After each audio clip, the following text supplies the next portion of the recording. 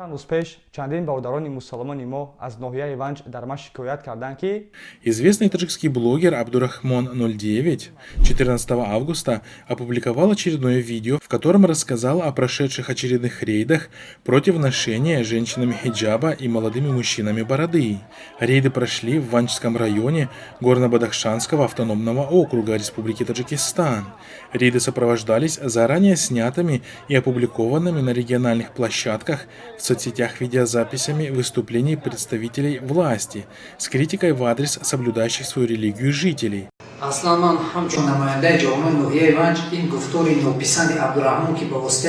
В частности, особое возмущение пользователей вызвало обращение главы комитета молодежи Ванча, в котором он раскритиковал молодых людей, носящих бороду.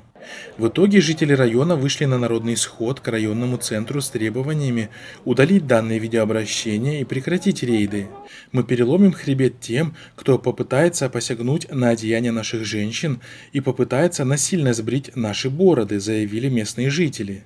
ва пас аз як рӯз кулли мардуми Ванҷ ба берун баромаданд, як митинг карданд. По словам блогера, местные власти провели с митингующими переговоры и приняли их требования, но с условием, что эти соглашения не должны стать достоянием общественности. аммо як шарт монданд.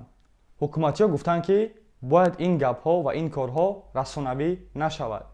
Напомним, что молодой таджикский блогер под ником Абдурахмон 09 известен роликами с критикой политики режима Рахмона в отношении ислама.